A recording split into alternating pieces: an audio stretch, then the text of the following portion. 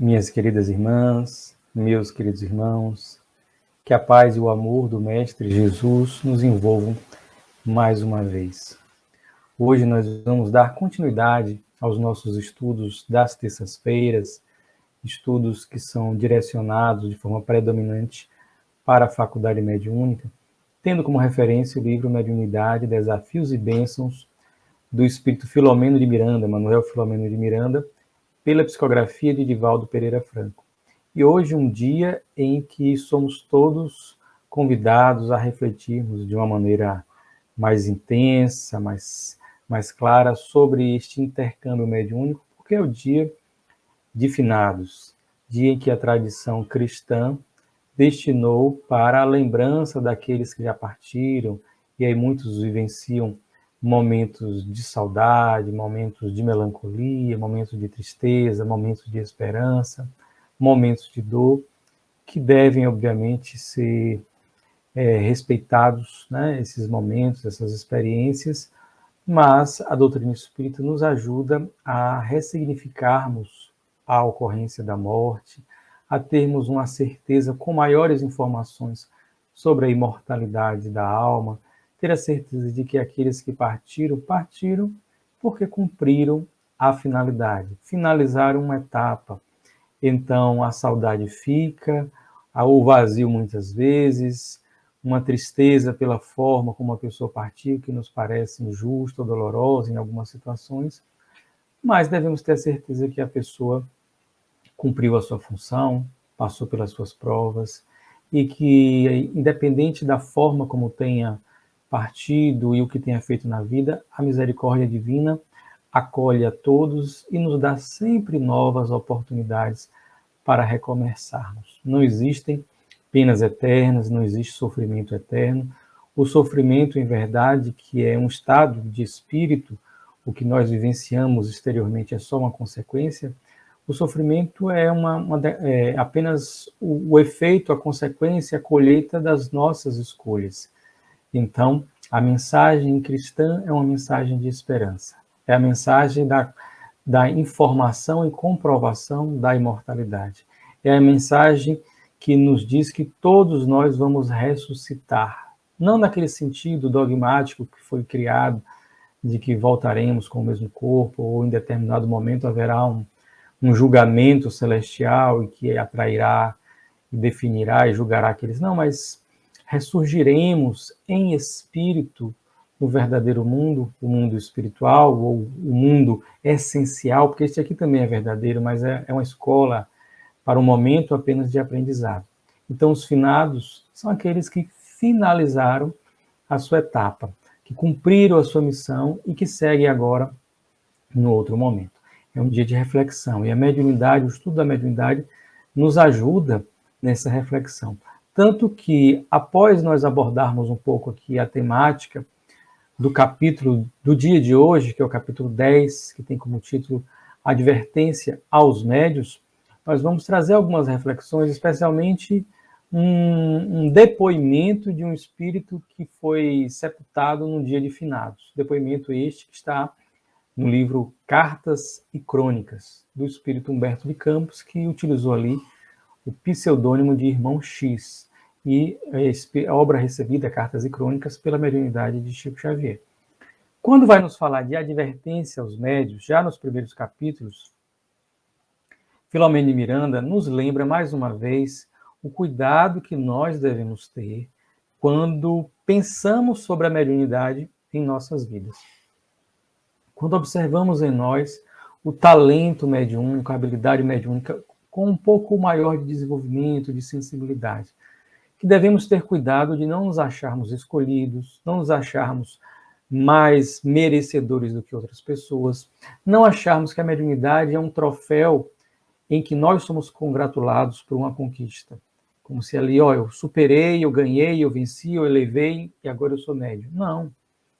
Devemos ver a mediunidade como apenas mais uma possibilidade, mais um sentido humano que nós vamos desenvolvendo à medida em que nos dedicamos a isso, que passamos a ter hábitos que estimulam mais um olhar espiritual, que estimulam o mergulho interior, o silêncio interior, a meditação, a prece, leituras focadas em temas espirituais, transcendentais, tudo isso vai nos estimulando e vai fazendo com que as nossas capacidades psíquicas vão se ampliando. E à medida que vão se ampliando, aquela faculdade ela vai integrar de uma maneira mais clara, mais consciente, o rol de possibilidades que todos nós temos, de ferramentas para nós vivermos. E em algumas pessoas, essa ferramenta, quando ganha um certo desenvolvimento, pode entrar na programação da sua reencarnação como um foco maior. Então, ela vai ser instrumento, vai ser ferramenta, vai ser meio para que aquela pessoa pratique a caridade de uma forma mais intensa, para que aquela pessoa coloque essa mediunidade à disposição da demonstração para outras pessoas da imortalidade do espírito. Então, vai ser ferramenta para aquele que a detém e para todos aqueles que vão ser destinatários das atividades realizadas com aquela faculdade. Mas não existe, pelo contrário, os espíritos até mandam nós termos muita cautela e muitas vezes dizem que é o contrário. Não existe uma estatística ou informação espiritual por espíritos esclarecidos de que quem seja médio, no sentido de ter uma ostensividade maior, seja alguém moralmente mais elevado ou mesmo intelectualmente mais elevado. Pelo contrário, os espíritos costumam dizer que a grande maioria dos médios são espíritos comprometidos e que agora ganham uma oportunidade de redenção, de ter aquela ferramenta para irem refazer o próprio caminho e reparar o mal que fez. Muitas vezes até aglutinando trabalhadores, seguidores, pessoas que lá atrás foram vítimas dele ou que caíram junto com ele por conta da liderança que ele exercia naquele contexto. Então, nós vamos identificar Filomeno de Miranda iniciando o capítulo a nos dizer: Allan Kardec afirmou com sabedoria que a mediunidade é apenas uma aptidão para servir de instrumento mais ou menos dúctil aos espíritos em geral. Olha, a mediunidade é uma aptidão que vai servir de instrumento mais ou menos dúctil, ou seja, que vai ser aquele canal de transmissão que vai funcionar, vai ser aquele meio que vai transformar, vai servir para que o nosso contato com os espíritos seja um pouco mais ostensivo, que esses espíritos possam se utilizar das nossas possibilidades mediúnicas para as atividades que pretendem desenvolver, para as informações que pretendem passar. Por essas e outras razões, os médios não se podem vangloriar de haverem sido eleitos como missionários da nova era, deixando-se sucumbir aos tormentos da fascinação sutil ou extravagante. Olha, então aí os médios têm que ter muito cuidado para não se acharem missionários, né, de uma nova era, de um novo momento, de uma nova revelação. Porque, se assim permitirem, eles serão alvo de processos de obsessão, né, em nível de fascinação, que pode ser sutil ou extravagante. O fascinado é aquele em que há uma desconexão com a realidade e há uma resistência aos esclarecimentos amigos que ele recebe. Então, ele passa a ser ali bombardeado por informações, por influências espirituais que tentam fazer com que ele se convença de que é alguém especial, que tem uma missão grandiosa, de que está rodeado de espíritos de grande elevação, de que a instituição que ele está é uma instituição de grande importância para a espiritualidade, em destaque em relação a outras, e ele começa a ficar fascinado, ou seja, ele perde a lucidez, e então se torna um alvo fácil para ser um joguete da espiritualidade inferior. Segue Filomeno de Miranda. A atividade mediúnica, por isso mesmo, constitui oportunidade. Olha, faculdade mediúnica é uma oportunidade, é uma chance que aquele espírito, ao reencarnar, obtém para, então, aprender, ressignificar e reparar, né, os equívocos do passado e mudar o seu padrão. É uma oportunidade abençoada para o aperfeiçoamento intelecto-moral do indivíduo, que se permitiu deslates em reencarnações anteriores, comprometendo-se em lamentáveis situações espirituais. Então, é uma oportunidade de redenção. É a misericórdia divina agindo na vida daquela pessoa. Existem, é certo, alguns médios que são missionários, que já transcenderam este momento inicial de reparação dos grandes equívocos, embora sempre haja algo a melhorar, algo a reparar, mas já transcenderam, e agora estão mais próximos das diretrizes espirituais que definem os destinos da Terra, e de quando em quando, sob a supervisão maior de Jesus, encaminha esses missionários em número bastante reduzido, espalhados por todo o mundo, nas mais diferentes culturas, tradições, religiões, e ali eles serão elementos de esperança, elementos de aglutinação em torno de uma causa positiva. Pode ser alguém na educação, pode ser alguém na área da saúde. Vejamos um Oswaldo Cruz, um Carlos Chagas, tantas pessoas que auxiliam em campos específicos, não necessariamente no campo da religião, mas temos também aqueles que vêm no campo de uma vivência espiritual, se inserem em alguma religião, mas trazem muito mais do que a religião. Trazem a religiosidade, a espiritualidade. E tem uma fala universal, uma fala ecumênica, ainda que partindo dentro das estruturas da religião em que temporariamente se alocou ali por apenas uma conveniência de momento para servir aquele grupo. Então, existem os missionários, mas eles são muito poucos. E é algo interessante que os benfeitores espirituais nos alertam. Olha, quando a gente começa a ficar pensando muito em nós, cada um em si, e especulando que eu tenha uma grande missão, que eu seja um eleito para algum grande trabalho, quando eu começo a especular isso é um sinal de que eu não sou, que eu sou apenas alguém que está lá dando seus primeiros passos, mas que ainda estou cheio de vaidade, e eu começo a pensar isso. Os verdadeiros missionários, diz-nos Allan Kardec, na Codificação, reproduzindo ali no Símbolo dos Espíritos, várias obras de Emmanuel, André Luiz, Joana de Ângeles, por Divaldo Franco, vão nos dizer que os verdadeiros missionários, eles nem suspeitam que o são. Eles até acham, quando alguém fala, eles repelem, eles não querem aquilo, porque eles acham aquilo um disparate, colocá-los naquele lugar. Eles, sinceramente, não acham que é. Às vezes as pessoas até pensam, não, isso aí é uma falsa humildade. As pessoas às vezes pensavam que Chico exagerava na sua humildade. Não, aquela era uma humildade verdadeira, a mesma humildade lá que nós víamos em Francisco de Assis. Ele vê-se apenas como mais um na multidão que está tentando fazer a sua parte. Está sendo ali o beija-flor levando gotinhas de água no seu bico para auxiliar no trabalho para apagar um incêndio na floresta. Então se via assim. Então vejamos. E aí nós lemos aqui os primeiros parágrafos do capítulo que dão a ideia mãe do capítulo, que é essa. Olha, lucidez, cautela. Observe que coloque-se sempre no lugar do comum. Você, é claro, é especial para Deus, é especial para você, mas no sentido de que só você pode fazer o que você precisa, só você tem a condição de estabelecer um caminho através da sua vontade, que vai canalizar o seu pensamento e que vai se desdobrar em ações positivas. Só nós é que temos a condição de transformar o nosso mundo interior e depois transformar o mundo que nos rodeia.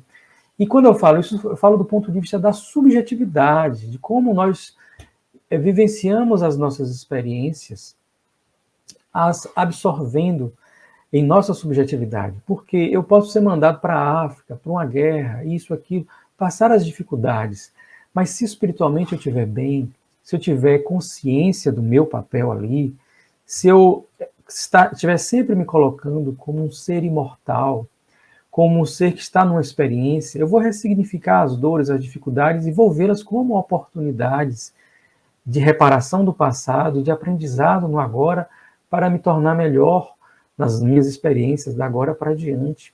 Então eu não vou ficar me lamentando, lastimando, entristecido, me achando injustiçado.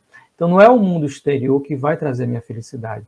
O mundo exterior muito tranquilo, ele pode me trazer um estado de paralisia, um estado de estagnação.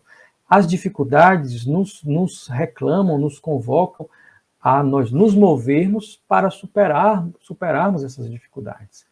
Então, todas as vezes que nós temos um problema na frente, ele está pedindo, me resolva, resolva-me, resolva-me. Se só tem uma solução, não tem mais o que fazer. Só que aí nós vamos para um processo de vazio interior, de estagnação espiritual. E, conforme anunciado, nós vamos também hoje aqui refletir sobre, que é um tema que tem uma conexão direta com a mediunidade, sobre o dia de finados. Existe em muitos países há essa tradição.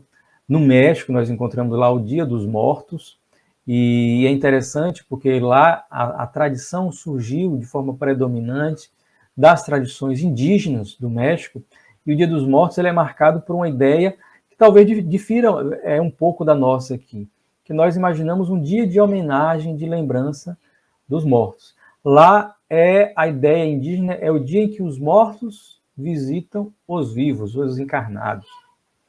Aqui nós temos, de certa moda, de certa maneira, em certo montante, também essa compreensão de que, como esse intercâmbio é possível, e diante, não porque existe um decreto da espiritualidade para que hoje seja um dia em que haja esse intercâmbio maior, não, mas como existe essa tradição, e as pessoas pensam nos desencarnados, vão visitar muitas vezes os túmulos, o que é que acontece? Isso é um processo de evocação, e na espiritualidade isso acaba também gerando reflexos.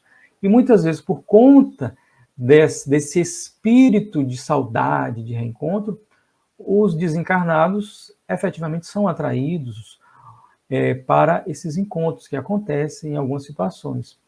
Então, há de fato um ambiente em que a espiritualidade trabalha mais, aqueles espíritos que buscam organizar as coisas para que elas aconteçam bem. No México, a ideia predominante é os mortos vão visitar. Existe até uma animação da Disney, né, um desenho desses modernos, que o título é Viva, a vida é uma festa. Mostrando assim, de forma engraçada, cômica, os mortos se preparando para aquele dia, colocando a melhor roupa, e na expectativa de serem lembrados, de quando chegar na casa tá lá a foto, algum utensílio que utilizava. Então, eles nessa expectativa do reencontro. Então, e eles têm lá que ter essa autorização. Então, existe essa tradição.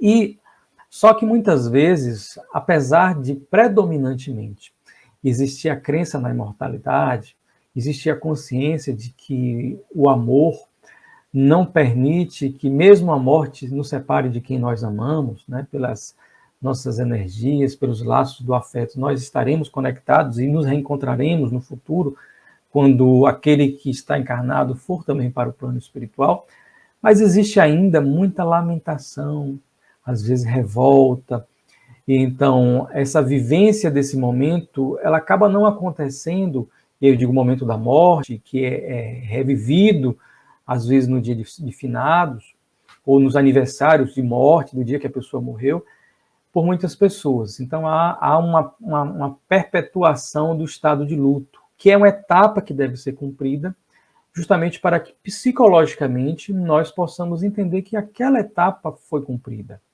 A pessoa continua viva, nós continuamos, em planos diferentes, mas aquela etapa, então eu tenho que aqui cumprir a minha etapa, e aquela pessoa vai iniciar uma nova etapa. E futuramente nós nos reencontraremos. Então, o luto serve para isso, vivenciar aquele momento, mas nós precisamos superar, porque senão entra num estado de patologia que abala o espírito, que o incomoda, que o perturba, que muitas vezes faz com que ele fique apegado à matéria, sofrendo junto. Quem quiser ver maiores detalhes disso, pode ler a obra Obreiros da Vida Eterna, de André Luiz, por Chico Xavier, e vai ver, sobretudo, na segunda parte ali, quando vai ser descrito a morte, a desencarnação, o velório, o sepultamento de um trabalhador espírita chamado Dimas, mas cuja família, mesmo ele sendo espírita, não assimilou bem essa ideia da imortalidade. A obra até fala que foi uma falta dele ele foi um dedicado trabalhador, abnegado, verdadeiro, sincero, no campo da mediunidade, no campo da caridade. Mas, em relação à família, houve um certo desleixo dele em transmitir, mesmo respeitando as subjetividades, essas características, de transmitir para a sua família essa fortaleza que nos deve abastecer com a convicção da imortalidade. Então, ter essa vivência espiritual, vivência mediúnica, ela deve servir para nós nos fortalecermos. E diante da morte, da nossa, de alguém querido, nós não nos abalarmos de forma exagerada. Vamos sentir a saudade, vamos chorar, devemos colocar a emoção para fora, mas vamos viver aquele momento e depois seguir adiante. Isso não representa indiferença, frieza, desamor, nada disso. É somente desapego. Às vezes a gente acha que, morreu, não vou ver nunca mais, isso é muito forte em relação de pai, filho, mãe, filho, ou cônjuges. Mas vejamos, quando a gente casa, sai da casa do pai, da casa da mãe, a gente continua tendo relação, mas às vezes vai morar em outra cidade. E eu não preciso estar colado ali com o pai, com a mãe, para preservar o amor que eu tenho, que vai aumentando com o tempo. Eu não preciso estar ligando todo dia. Tem pessoas que mantêm essa relação até com a internet atual, tudo, os mecanismos, redes sociais, consegue. Mas eu não preciso, o amor não diminui. Às vezes você vai ver um avô de 6 em 6 meses, 1 ano, 2 anos, quando chega lá, continua amando, do mesmo jeito, o afeto, vai havendo uma depuração do sentimento. Ele vai sendo menos apegado à matéria, ou seja, tem menos apego e tem mais sentimento. Então é isso que nós devemos também desenvolver com essa consciência espiritual. No caso de Dimas, a família não absorveu. Na hora da morte, na hora do velório, na hora os parentes todos muito abalados. E aquilo abalava ele. Ao ponto de que na hora do velório ele estava no ambiente, a mãe dele já desencarnada colocou ele no colo, tentou adormecê-lo, e ele ia meio que dormindo. Todas as vezes que chegava um parente próximo do caixão e começava a chorar de forma descontrolada, ele, já desencarnado ali, sentia-se atraído para o corpo, que estava ali já morto. E quando ele voltava e começava a adormecer, veja, o espírito está sendo colocado para dormir, para não sofrer com aquele abalo, mas está no ambiente. Quando ele era colocado para dormir, a mãe falava, olha, ele está sonhando. André Luiz pergunta à mãe desencarnada. E aí a mãe fala, ele está sonhando, mas o sonho dele poderia ser mais tranquilo. Está um sonho perturbado, quase um pesadelo, por conta das ideias, pensamentos, das imagens mentais que ele vai captando no ambiente por conta do desequilíbrio das pessoas. Então, neste momento de partida, é muito importante nós pensarmos de forma semelhante com o cuidado que nós já sabemos que temos que ter na hora da chegada. Olha, na hora da gestação a gente tem que preservar a gestante para não ter grandes abalos emocionais, todo um cuidado, não fazer muito barulho para a criança já estar ali em desenvolvimento, ter muito cuidado com o corpo, com vícios. Veja que há todo um cuidado para que a gestação vá bem. Na hora do parto também, não é todo mundo pode entrar lá para ver. A gente tem que acalmar a mãe para ela estar tranquila, segura. Na hora que nasce, vejam, as visitas à criança ali, elas no primeiro momento normalmente são restritas mais a familiares. O ambiente do quarto que a criança fica deve ser silencioso, deve ter pouca luz. O espírito está se assenhoreando de um novo plano, o plano material. Ele estava ali no estado de certa hibernação, enquanto se preparava para o momento do parto. Na hora que a gente está nesta gestação para renascer no mundo espiritual, deve ser de maneira semelhante. O espírito está se assenhoreando ali daquele novo ambiente, né? Que é um ambiente já conhecido, mas que ele se esqueceu a reencarnar. Ele está ainda se desvinculando energeticamente do corpo. Embora o corpo já esteja morto, mas existe ali alguns processos de desligamento e a equipe espiritual, os espíritos benfeitores, o mentor da pessoa, vai auxiliando para ir diluindo os últimos fluidos vitais que ainda existiam no corpo e que geram um certo eco de sensibilidade. Então, há todo um processo em curso. Então, o momento do velório, o momento depois, os primeiros dias, a família pode chorar, não deve esconder emoção, mas com lucidez, com tranquilidade, com fé verdadeira. e lembrando que aquela pessoa está viva, ela foi antes, mas daqui a pouco nós nos encontramos, né? Então, ter essa visão. E aí, nessa linha, no livro Cartas e Crônicas, Humberto de Campos traz um depoimento, uma verdadeira carta de um morto, e que foi no dia de finados. E é uma mensagem de advertência. Veja que hoje o tema é advertência aos médios. Todos somos médios, encarnados e também desencarnados. Ou seja, todos recebemos, todos assimilamos as influências espirituais de outras pessoas, encarnadas e desencarnadas. O desencarnado se abala com o ambiente que não é muito harmonioso, muito calmo, muito sereno, de oração, de boa vibração, justamente por ele ser médio, por ele receber essa energia. Ah, mas não é médio ostensivo, não trabalha. Sim, mas ele tem essa sensibilidade. A intuição, a inspiração, as energias. Nós também aqui recebemos essas influências. Então, é também uma advertência a todos nós médios, para que, diante deste fenômeno morte, que marca apenas o fim de uma etapa, que não encerra a vida, morte faz contraposição, nós gostamos de falar, lembrar, faz contraposição ao nascimento, mas não à vida. A vida foi criada lá por Deus e não acaba nunca. E aí vamos ler o capítulo, é um capítulo curto, essa carta de um morto para Humberto de Campos que ele reproduz. Capítulo 35 do livro Cartas e Crônicas. E aí Humberto de Campos fala assim: pede-me você notícias do cemitério nas comemorações de finados. Pede-me você notícias do cemitério nas comemorações de finados. E como tenho em mãos a carta de um amigo, hoje na espiritualidade, endereçada a outro amigo que ainda se encontra na Terra, acerca do assunto, dou-lhe a conhecer, com permissão dele, a missiva que transcrevo, sem qualquer referência a nomes, para deixar-lhe a beleza livre das notas pessoais. Eis o texto em sua feição pura e simples. Vejam que Humberto Campos tinha em mãos uma carta de um amigo desencarnado como ele, mandando para um amigo encarnado, um amigo daquele morto, né? E então, neste cenário de estudo espiritual, Humberto Campos relata que existia esse pedido de saber o que é que acontece em dia de finados. Do ponto de vista da espiritualidade, do espiritismo, como o espiritismo vê o dia de finados. Aqui não é uma mensagem que representa a universalidade dos ensinos, que é uma consolidação dos ensinos de todos os espíritos, como Kardec fazia e como existem ainda obras que fazem no seu conjunto.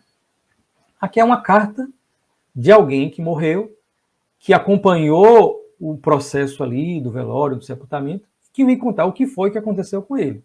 Claro que para cada um a experiência pode ser diferente, em cemitérios a experiência pode ser diferente, mas aqui nós vamos ver um caso. E aí, Humberto Campos abre aspas e começa a compartilhar conosco aquela carta que ele lia.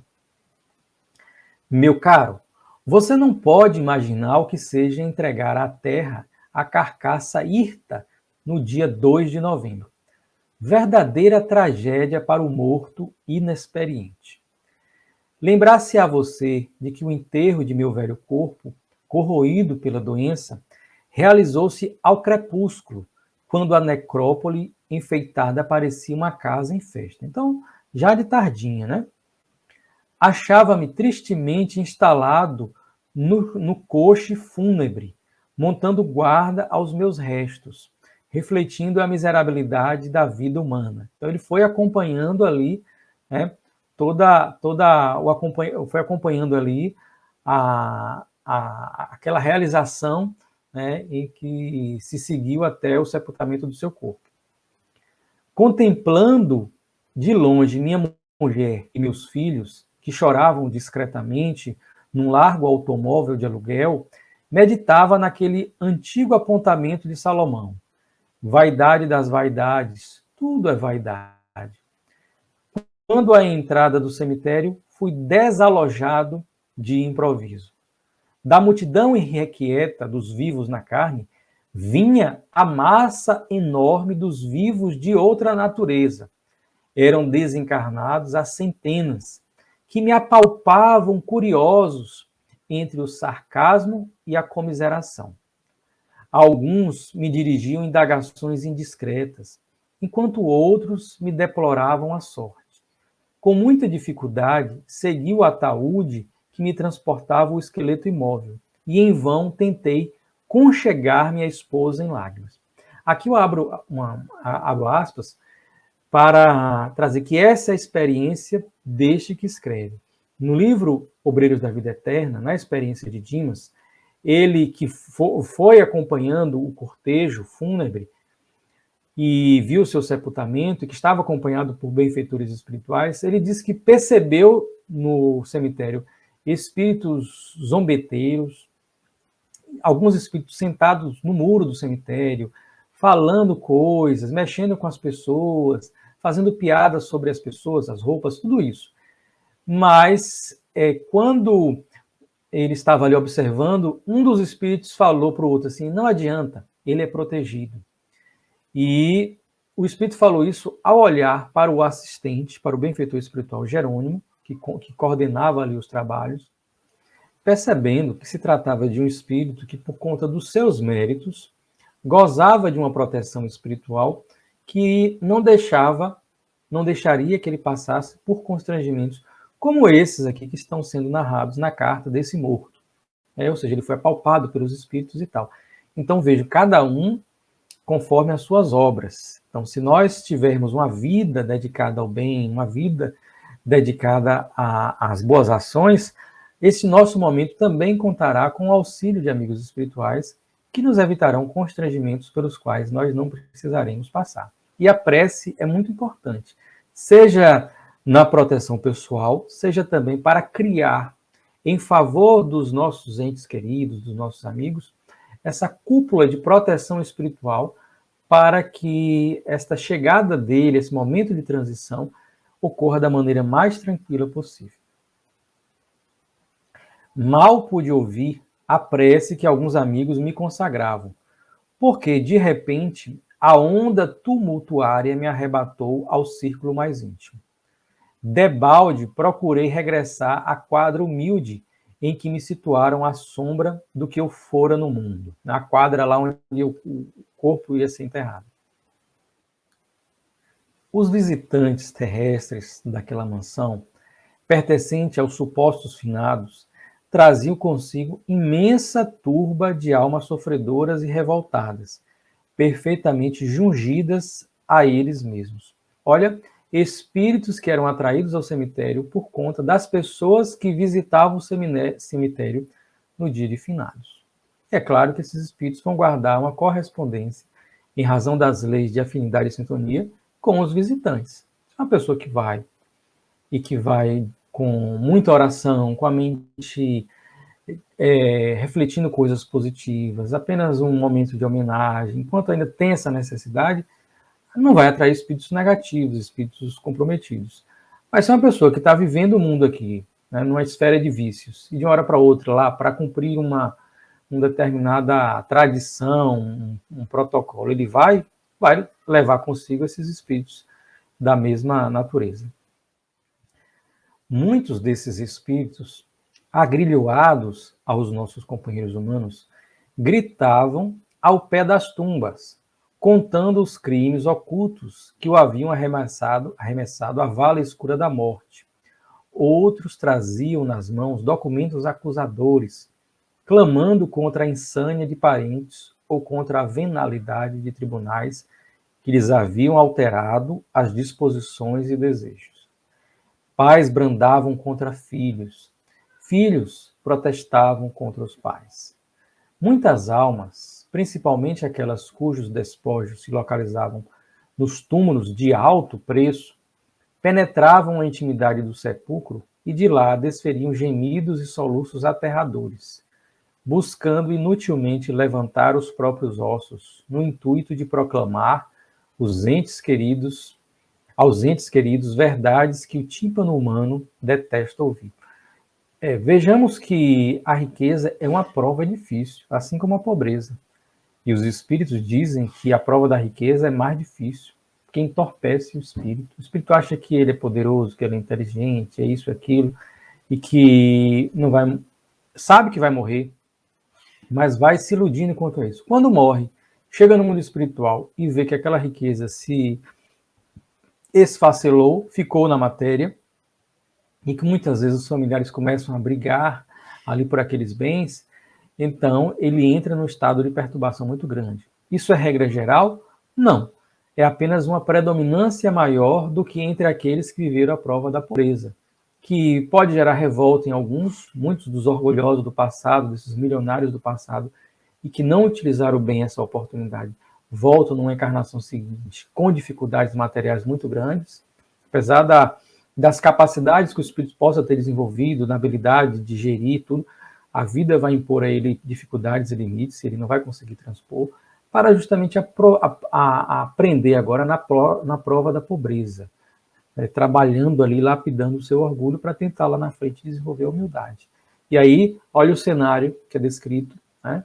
Havia uma predominância de espíritos desencarnados que eram atraídos pela visita dos encarnados, espíritos em estado de perturbação, naqueles túmulos mais pomposos das pessoas, né, das famílias que têm uma tradição, um nome e um patrimônio aqui na Terra. Muita gente desencarnada falava acerca de títulos e depósitos financeiros perdidos nos bancos, de terras desaproveitadas, de casas esquecidas, de objetos de valor e obras de arte que lhes haviam escapado às mãos, agora vazias e sequiosas de posses materiais. Mulheres desgrenhadas clamavam vingança contra homens cruéis, e homens carrancudos e inquietos vociferavam contra mulheres insensatas e delinquentes. Talvez porque ainda trouxesse comigo o cheiro do corpo físico, muitos me tinham por vivo ainda na terra, capaz de auxiliá-los na solução dos problemas que lhes escaldavam a mente e despejavam sobre mim alegações e queixas, libelos e testemunhos. Ou seja, ficavam pegando aquele espírito ali meio que por uma testemunha ali para ouvir os queixumes e pedindo que ele interferisse de alguma forma, porque conseguiam conversar com ele, mas como ele ainda trazia um ar de vitalidade por conta da desencarnação muito recente e aquele eco de sensibilidade, às vezes ainda no corpo existe ali fluidos vitais e ele ainda tem alguma correspondência, então achavam que era um vivo que eles conseguiam ver e ficavam pedindo ali que ele fosse uma espécie de intercessor nas suas questões humanas. E olha que parágrafo interessante. Observei que os médicos, os padres e os juízes são as pessoas mais discutidas e criticadas aqui, em razão dos votos e promessas, socorros e testamentos, nos quais nem sempre corresponderam à expectativa dos trespassados, né, dos mortos. Então, vejam, os médicos, porque nos médicos, muitos desses colocavam a expectativa de que fosse o Salvador, que não deixaria que morresse. E é claro que os médicos, na sua maioria, não prometem nada disso, mas os mortos tinham nessa condição. E alguns profissionais, né, que certamente uma minoria, passaram talvez essa ideia, né? Não, tudo está bem, vai dar certo, e a pessoa morre lá na mesa de cirurgia, foi para uma cirurgia achando que ia dar tudo certo, que na maioria dos casos dá certo, que o índice de problemas ali é muito pequeno, e a pessoa morre. Então, olha o cuidado que todo profissional de uma atividade meio tem que ter para não vender uma possibilidade de resultado que foge à sua condição. O médico pode fazer tudo certinho, mas se for a hora da pessoa morrer, vai surgir uma intercorrência ali na hora da cirurgia, do atendimento, e a pessoa vai morrer. Pode ser o melhor médico do mundo, a pessoa vai morrer. Então, todo médico tem que saber que ele não tem poder sobre a vida e sobre a morte. Este poder, só um único ser em todo o universo, que é Deus. Só ele. Os padres, que muitas vezes também transcenderam a um discurso de maior razoabilidade, de maior ponderação, e venderam ideias de uma salvação fácil, através de um arrependimento último ali, ou isso e aquilo, ou que a pessoa tinha uma vida litúrgica muito disciplinada, que necessariamente não refletia na sua conduta, nos demais campos da vida. E então a pessoa desencarna com aquela expectativa de que o seu lotezinho no céu está garantido, e chega lá e não está. E aí veja o problema. E quem foi a culpa? O padre. Reunião mediúnica a gente vê muito isso. Ou com uma certa frequência, né? Queixas em relação ao que o padre disse, ao que o pastor disse. A pessoa achava que iria para o céu e tal, para o paraíso, e chega lá e não encontra o paraíso. Pode até encontrar uma condição razoável, boa no mundo espiritual, mas não é o paraíso. E outros vão ser defrontados com as verdades que quis esconder, que pensou que esconderia, e lá, revivendo aquele processo que todos passaremos, de retrocognição rápida, sumária, dos acontecimentos de nossa vida, nós vamos ver, como na expressão popular, o filme passar pela cabeça, e naquele momento haverá uma espécie de julgamento consciencial nosso. E aí ficaremos constrangidos ou aliviados e felizes no mundo espiritual com o nosso desempenho. Então vejam, né, como é importante uma fala, uma vivência, não só de religião nesse aspecto mais institucional, mas de religiosidade, de espiritualidade lúcida, uma fé raciocinada. E os juízes, porque muitas vezes no seu labor, na hora que são convocados num processo de inventário, a definir como ficarão as coisas materiais com a morte daquele que titularizava os bens, que tinha determinada circunstância, vai fazer as divisões, as separações, a divisa ali da forma que a lei manda, e muitas vezes não vai corresponder à vontade daquele que desencarnou, que tem as suas preferências, que quer ainda gerir o seu patrimônio, e vê no juiz ali um opositor, um obstáculo, um inimigo. Então, os magistrados também têm que buscar ter uma busca por uma espiritualidade maior, seja qual for a sua religião, para terem uma proteção espiritual para além daquela natural, e terem uma capacidade de decisão livre, para que a sua consciência decida livre, conforme a sua convicção, conforme aquilo que seja mais adequado para o momento, conforme as leis, buscando essa conexão da lei material com a divina, e ter uma vida harmônica, regular, para que não sofra com essas tentativas de assédio, que vão acontecer se ele tiver uma condição espiritual que não lhe garanta uma proteção. Essa proteção é nós mesmos que criamos. Em muitas ocasiões, segue aqui o morto, né, que escreve a missiva, a carta. Em muitas ocasiões, ouvi de amigos espíritas a afirmação de que há sempre muitos mortos obsidiando os vivos, mas registrando biografias e narrações, escutando choro e pragas, tanto quanto vendo o retrato real de muitos, creio hoje que há mais vivos flagelando os mortos, algemando-os aos devarios e paixões da carne, pelo menosprezo com que lhes tratam a memória e pela hipocrisia com que lhes visitam as sepulturas.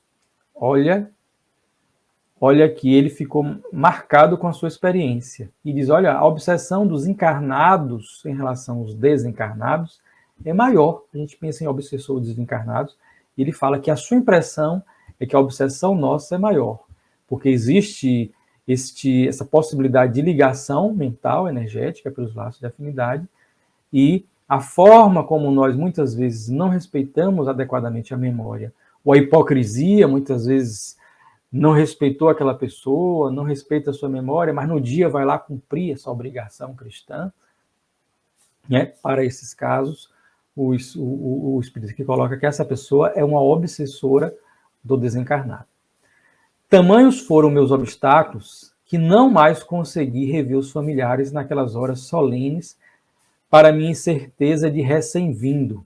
Ele estava nas incertezas, o que é que tem pela frente, né? E ele não conseguiu nem ficar próximo aos familiares. E somente quando os homens e as mulheres, quase todos protocolares e indiferentes, se retiraram, ou seja, ele fala quase todos, não todos. A maioria estava ali, ó, protocolares e indiferentes. Só quando todos eles se retiraram, é que as almas terrivelmente atormentadas e infelizes esvaziaram o recinto, deixando na retaguarda não somente nós outros, os libertos em dificuldade pacífica, e fazendo-me perceber que o tumulto no lar dos mortos era uma simples consequência da perturbação reinante no lar dos vivos. Apaziguado o ambiente, o cemitério pareceu-me um ninho claro e acolhedor, em que me não faltaram braços amigos, respondendo-me às súplicas, e a cidade em torno figurou-se-me então vasta necrópole, povoada de mausoléus e de cruzes, nos quais os espíritos encarnados e desencarnados vivem o angustioso drama da morte moral, em pavorosos compromissos da sombra. Olha, ele deixa algo claro. Todo o ambiente negativo no cemitério foi causado pelos encarnados.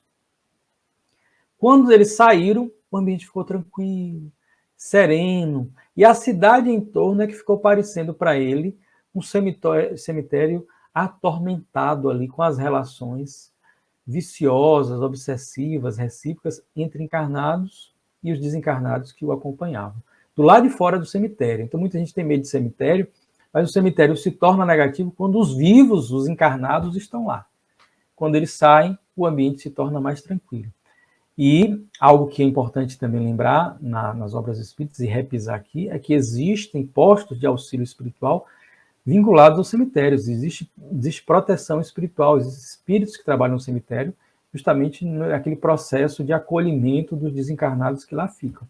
É claro que alguns vão ter o mérito de uma proteção total, outros não. Alguns sairão ali rapidamente do cemitério e vão ser levados para instâncias de refazimento. Alguns nem passam por esse momento. A maior parte dos encarnados, eles acompanham aquele processo também para que ele exista psicologicamente a ideia de finitude da etapa física, mas alguns, para até não passarem por esse tormento, pessoas que foram famosas, celebridades, figuras em que a morte gerou uma grande comoção, essas muitas vezes não acompanham ali o cortejo e a sepultura e vão sendo levadas para outras instâncias de tratamento, lá ficam numa sonoterapia para serem preservadas dessas influências dos encarnados. Mas a maioria de nós, comuns, quando desencarnamos, acompanhamos ali algum momento do velório, depois o cortejo, depois o momento do sepultamento, para viver aquele momento psicológico de encerramento de uma etapa. Se vivermos bem, a nossa morte será muito tranquila, a nossa desencarnação será tranquila, nós teremos a companhia dos amigos espirituais que evitarão quaisquer espécies de constrangimentos. Se nós quisermos deixar registrado que estamos doando os nossos órgãos, não por constrangimentos na hora da retirada desses órgãos do corpo, muitas vezes a morte cerebral e o corpo é mantido ali vivo artificialmente para que haja a retirada, e muita gente tem preocupação se vai doer no desencarnado. Vivendo bem, e de uma maneira geral, quando no caso da doação dos órgãos, Emmanuel, num texto, fala que a espiritualidade, até em respeito a esta atitude, daquele que deixou isso registrado da família, tem recursos para evitar qualquer espécie de sofrimento. Mas vai encerrando aqui a fala, o morto, ele diz: como vê, enquanto a humanidade não se habilitar para o respeito à vida eterna, é muito desagradável embarcar da terra para o além no dia dedicado por ela ao culto dos mortos, que lhes são simpáticos e antipáticos. Peça a Jesus. Olha, quem escreveu a carta mandou para o encarnado. E está falando naquela carta, que foi pela via mediúnica, peça a Jesus desse modo, para que você não venha para cá num dia 2 de novembro. Qualquer outra data pode ser útil e valiosa, desde que se desgarre daí naturalmente, sem qualquer insulto à lei. Ou seja, qualquer data é melhor que 2 de julho. 2 de julho não, de 2 de novembro. desde que se desgarre daí naturalmente, sem qualquer insulto à lei. Ele está falando que em qualquer data, esse seu processo vai ser tranquilo, desde que você não venha pelo suicídio. O suicídio vai gerar frustração, vai gerar tormentas. Aquele que estava atormentado e que teve esse ato infeliz de tirar a vida do corpo, mas que continua vivo em espírito, vai ver que continua, vai ficar frustrado, vai se sentir culpado pela dor que fez gerar, que causou nas pessoas, vai continuar com o estado psíquico perturbado que o levou ao suicídio, pode guardar impressões do ato que gerou a morte. Então, o suicídio sempre gera, não como uma punição divina, jamais, mas como um efeito colateral do ato infeliz, porque o corpo ainda tinha muita vitalidade, muito fluido vital, e o espírito ainda fica por um tempo maior, tendo repercussões do que acontece no corpo. Então, ele coloca ali de forma muito sutil. Olha, peça a Jesus para morrer em outro dia, para não ser sepultado no 2 de novembro. Porque será tranquilo, desde que não venha pelo suicídio. Rogue também ao Senhor que, se possível, possa você viajar ao nosso encontro num dia nublado e chuvoso, porque, tratando-se de sua paz, quanto mais reduzido o séquito no enterro, será melhor. E porque aí já encerra as aspas e vem Humberto de Campos. E porque o documento não relaciona outros informes, por minha vez, termino também aqui sem qualquer comentário. Então, o Espírito fala, peça para não morrer no 2 de novembro, ou pelo menos não ser enterrado, né? Porque ele morre no dia 1º e é enterrado no dia seguinte. E porque qualquer outra data é importante, desde que você não venha pelo suicídio, vai ser tranquilo, né? Claro, cada caso é um caso, mas adverte ali, deixa uma advertência sutil em relação ao suicídio. E diz também, peça que, seja qual for o dia, que lá na hora do sepultamento, seja um dia chuvoso, nublado, porque aí vai reduzir, né, o número de pessoas, só vão mesmo aquelas pessoas mais próximas, amigos e familiares, e a possibilidade de um abalo é menor. Mas, assim, é o testemunho de um espírito, a gente não deve tomar isso como regra geral para todos os casos. Claro que os grandes cemitérios, em que aquela falta de compreensão, vai haver uma atração de espíritos. E a mensagem que fica é aquela mensagem que eu tentei fazer analogia, com a ambiência que nós devemos criar com o nascimento. Da mesma forma, deve ser a mesma ambiência com aquele que está renascendo para o mundo espiritual.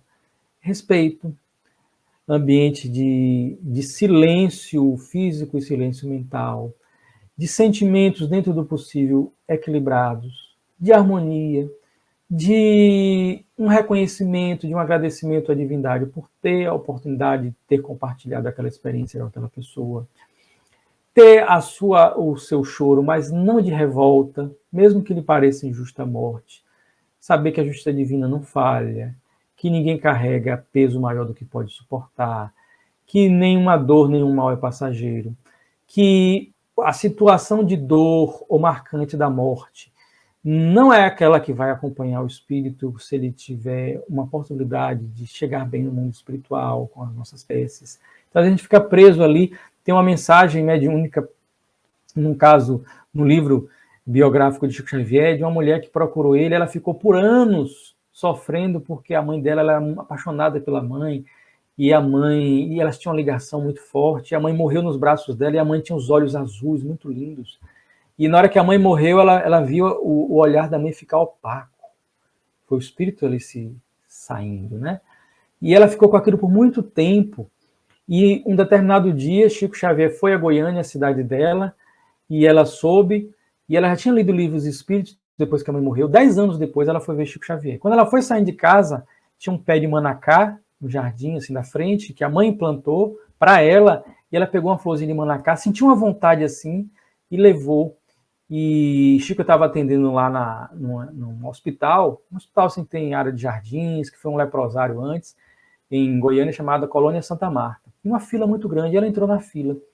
Quando ela foi chegando perto de Chico Xavier, ela sentia uma emoção, ela sentia uma espiritualidade assim no ar, mas ela não sabia o que era. E com a plantinha, com a florzinha de manacá na mão.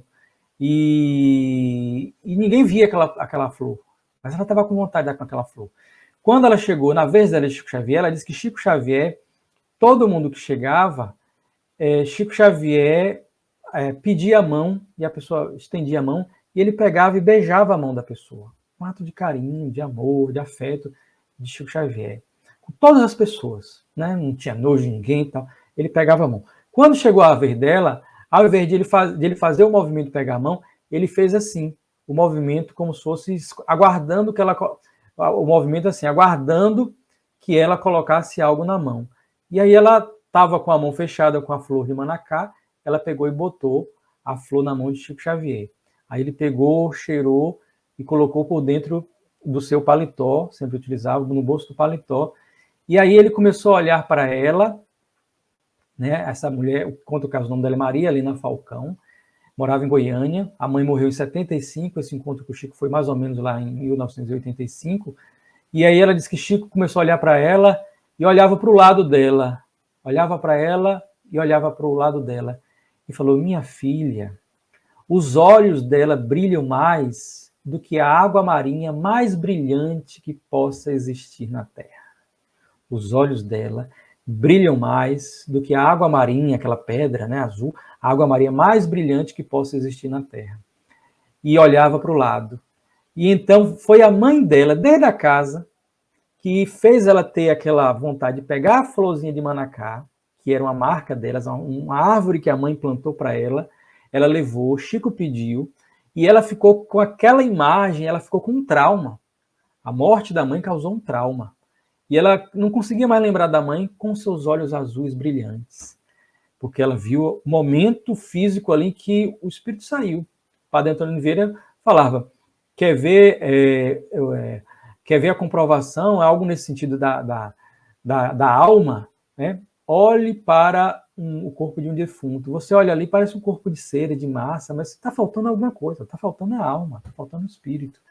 Então, mas aí Chico, com a sua mediunidade, ali naquela sutileza daquele encontro e daquela fala, consegue mostrar a ela que a mãe estava viva, estava com muita vitalidade espiritual e que aquela marca de contato, os olhos azuis, estavam lá brilhantes, como ela conhecia.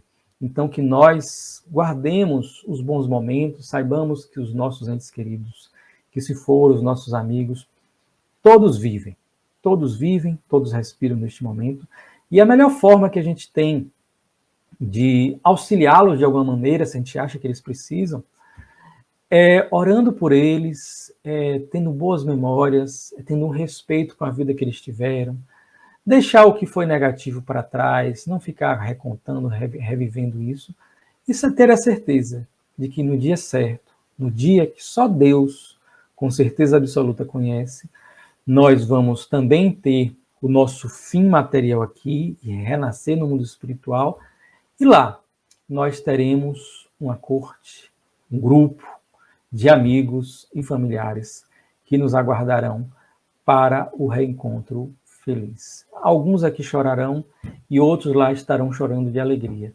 Nós ficaremos naquele dilema, divididos, com saudade dos que ficam e matando a saudade dos que já foram antes e que agora nós nos encontramos.